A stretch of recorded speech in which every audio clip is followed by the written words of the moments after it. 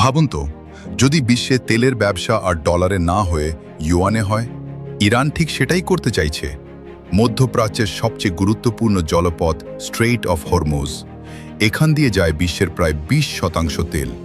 আর এখন ইরান বলছে ট্যাঙ্কার যেতে চাইলে ডলার না, ইউয়ানে লেনদেন করতে হবে। কারণ যুক্তরাষ্ট্রের কড়া নিষেধাজ্ঞায় ইরানের ব্যাংকিং সিস্টেম প্রায় বন্ধ, তাই তারা এখন চীনের দিকে ঝুঁকছে। বর্তমানে চীন কিনছে ইরানের প্রায় 90% তেল। দ্য ওয়াল স্ট্রিট জার্নাল জানিয়েছে চকসিন নামে একটি গোপন নেটওয়ার্ক ব্যবহার করে ডলার ছাড়াই এই লেনদেন চলছে। সিএনএনও আল জাজিরা রিপোর্ট বলছে ইরান সীমিত ট্যাঙ্কার চলাচল অনুমতি দিতে পারে যদি সবকিছু ইউয়ানে হয়। এটা সফল হলে ডলার ভিত্তিক পেট্রো ডলার সিস্টেম বড় ধাক্কা খেতে পারে। তাহলে কি বিশ্বের ডলারের আধিপত্য শেষের পথে? আপনার মতামত কমেন্টে জানাবেন। ভিডিওটি ভালো লাগলে লাইক, শেয়ার করুন আর সাবস্ক্রাইব করুন দ্য ওয়ার্ল্ড অফ জয়।